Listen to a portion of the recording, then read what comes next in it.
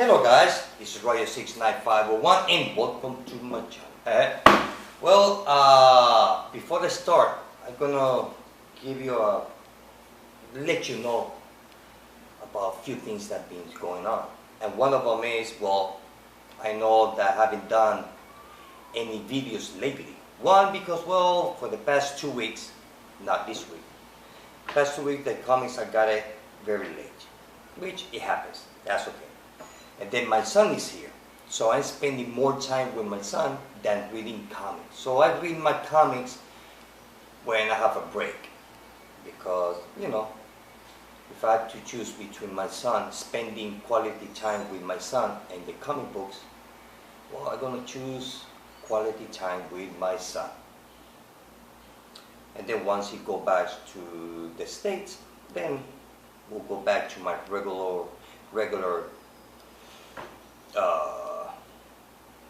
status. So it's not because, I don't want you to think that I'm quitting doing videos or anything like that, because it's not. Like I said, I'm spending more time giving my son quality time, you know, father and son thing. So once I go, like I said, once I go back to the States, then I will go to my regular schedule. Kind of. So, on this video, well, the comic that I'm going to display, which you're going to be surprised. The one I'm going to display is Batman Eternal issue #1. Check that out. Awesome, huh? Well, the reason I'm going to display this comic book here is because my son's coffee mug that he gave me as a present. Awesome, huh? Star Wars. Well, on this video, I'm gonna give you my thoughts about Batman Eternal. But it's not gonna be from issue #1 up to here. So, because I will read all 9 issues.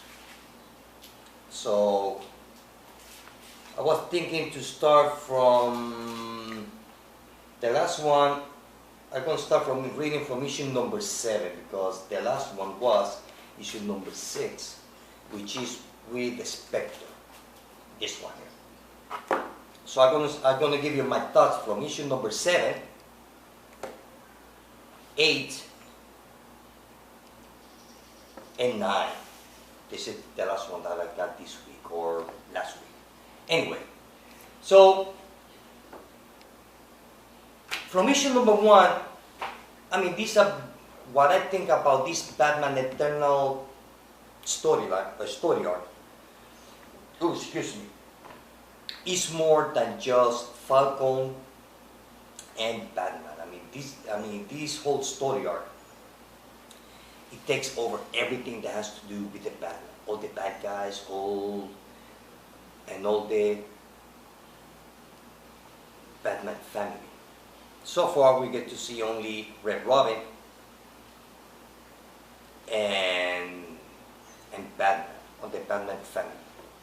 We get Catwoman, but Catwoman, she's kind of like, she's in and out on the Batman family.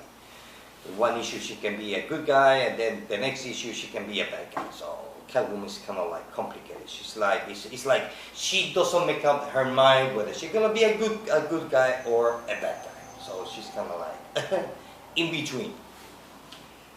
So issue #7.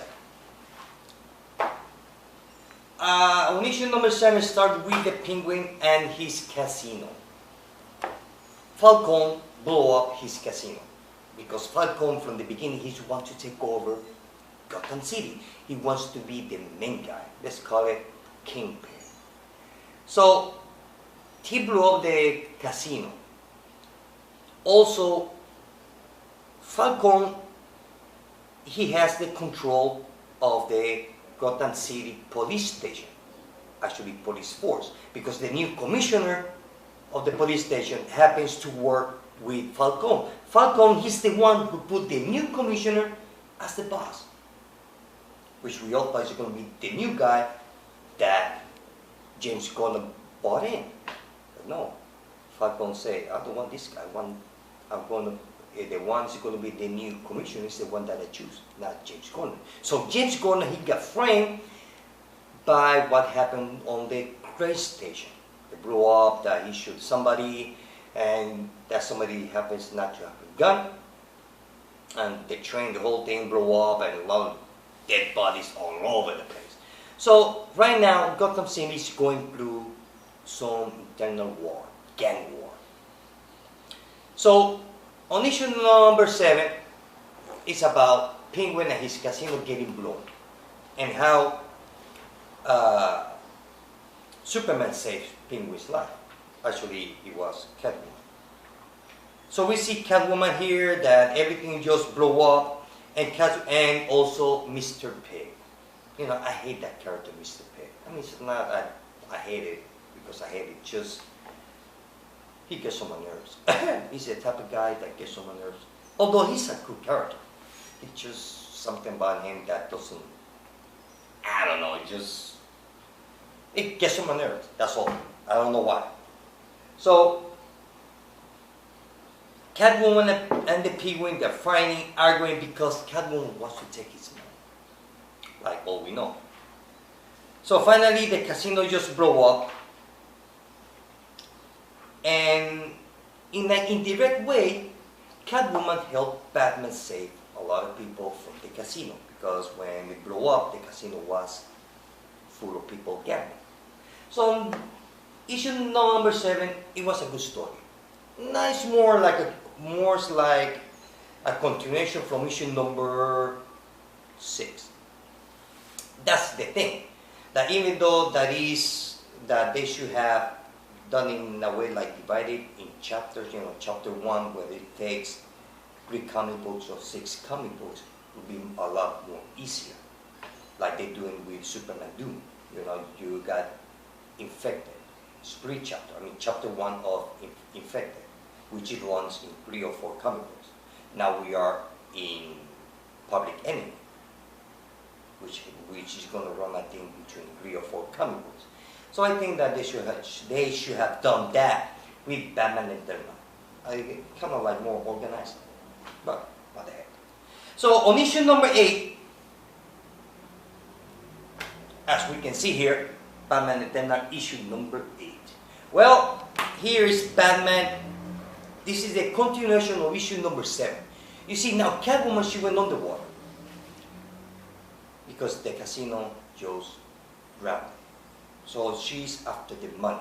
And Falcon's people is also after the money. And Batman is after Falcon's guy. So you see, everybody's after everybody. It's like a never-ending chase. Everybody's chasing everybody. So after all that is over and done, we see that every time that Batman apprehends the bad guys and leave it for the police to pick him up, like he always done, well, the new commissioner of the police station, he released the bad guys. Because in the eyes of the what's the name? The attorney. What's the name? Is the title.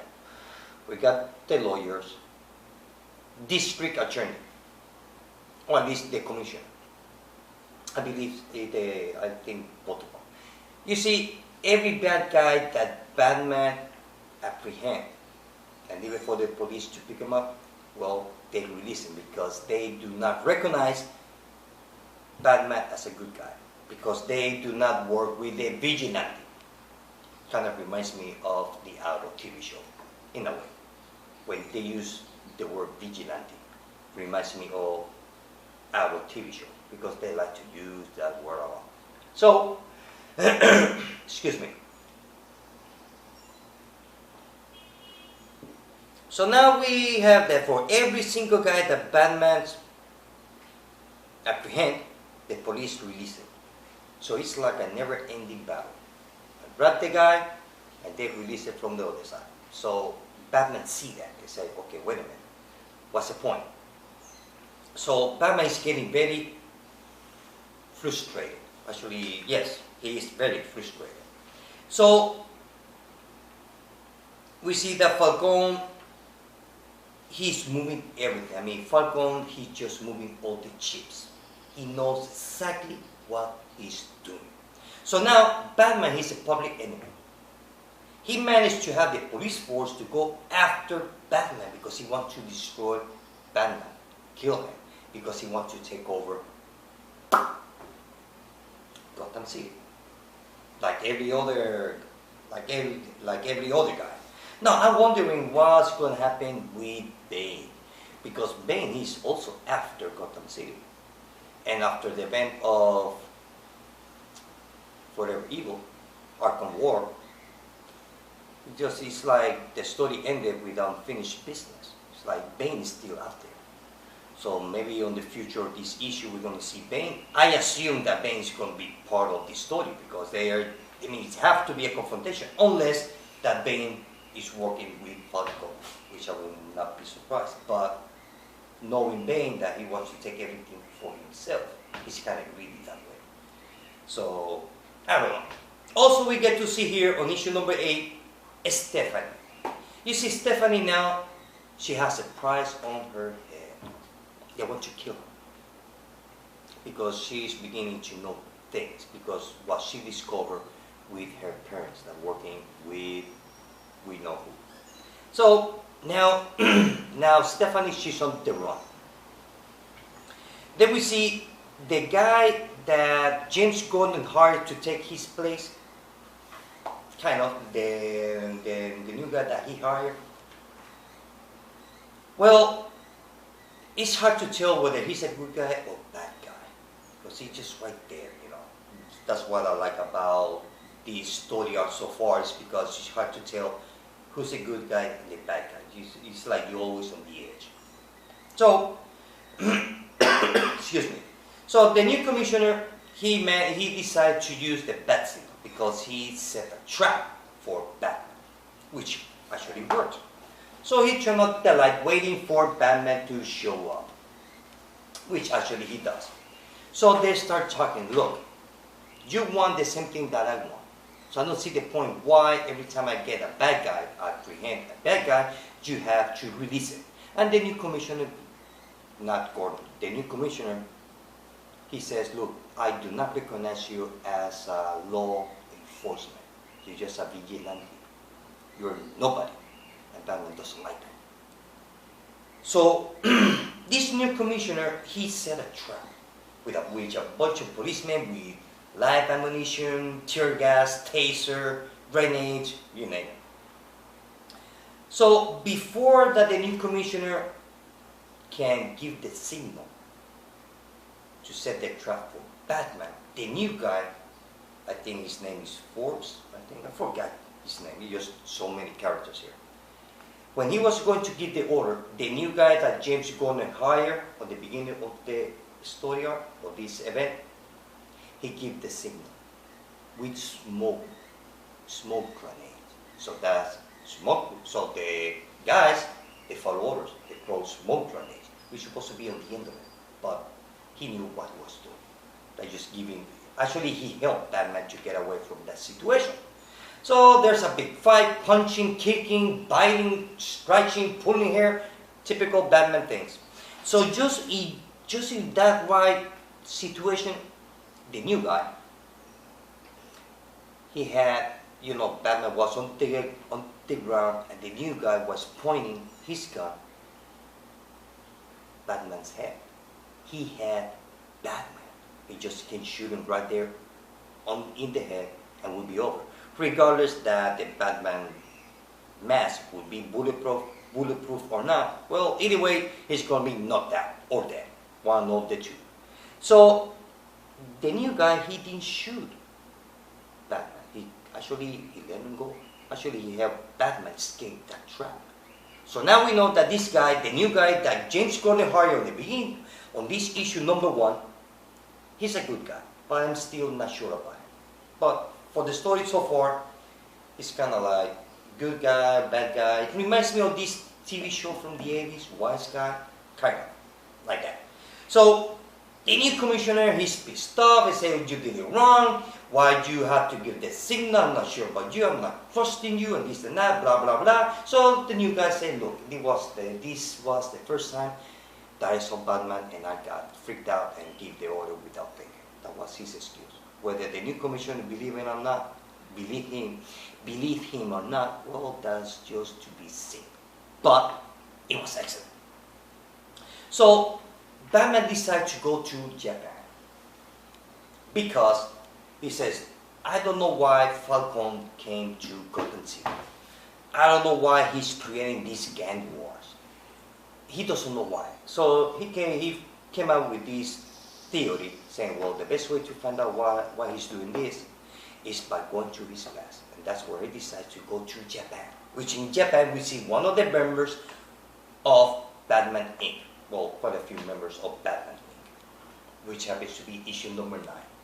Now here we get to find out that you see Falcon and some Hashan in Japan, they were at war.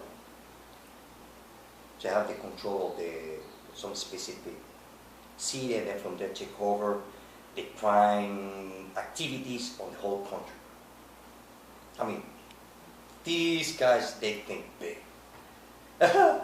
So the thing is that for the people, Falcon lost the war in Japan, the gang war in Japan. But actually, he never lost it. He won the war. The thing is that he took the Japanese kingpin and said, look, I already won this war. So what I'm going to do is, I have to leave Japan because I got new frontiers in Gotham City. So you're going to stay here in Japan, you're going to continue doing your stuff, and for everybody else, you won the war and I lost. But you and I know that you lost and I won. But for everybody else, I lost. That's okay. And you're going to give me 60% of all your profits that you do here in Japan. Now, remember, I won the war. Now, you messed up. Believe me. I'm going to have your head in a silver platter. So, Batman goes to Japan, he get the kingpin, Japanese kingpin, start talking, ask a question, and that's the information that Batman get. That Falcon, he won the war, but for everybody else, he lost it. Because Batman knows that Falcon is not an easy guy to beat. I mean, we're talking Falcon here. It's not just some penguin or Riddler. So, once that's over, there was a woman. Also, we see Catwoman. She's also in Japan. Now, Catwoman, she's stealing money out of Falcone. So the new commissioner said, look, I mean, Batman is nowhere to be found. After what happened with the ambush, he got scared. So he's hiding. And Falcone said, look, I'm not talking about Batman. I'm talking about Catwoman. She's the one who's been stealing my money. And I don't like that. Because we know that Falcone, he doesn't like to get his money stolen. Even though that he steals money, well, he don't like to be steal the item. So, kind of like honor among thieves. So, Catwoman, she's also in Japan. Well, not Catwoman. I thought it was Catwoman, but it's not Catwoman. Some woman named, I think her name is Jeannie or Jane. Let you know. Judy. Her name is Judy, which I thought on the beginning was Catwoman. So, after the big fight between when Batman was going to confront the Japanese kingpin, this Judy confronts Batman and said, look, you are not going to screw up what I started doing years ago. I need to finish it and you're not going to screw it up. So Batman said, look, we are after the same thing. Let's get together, let's team up and get the Japanese kingpin by herself. And we both win. But Judy, she said, no, I don't want you here. So just right before she can start fighting Batman, the Japanese kingpin, which has some kind of screw-up name, he used a sword and stabbed her. So she's on the ground, half dead, bleeding to death. So there's the fight between Batman and the Japanese kingpin. That's where Batman get beat up the information out of the Japanese kingpin by look, I lost the war. Falcon is the one who won the war, not me. And that's how Batman understand how Falcon lost the war in Japan. But he still doesn't know why Falcon came back to Gotham City and start doing what he's doing, creating a war and creating chaos and havoc and all that. So after that, Batman is he's leaving from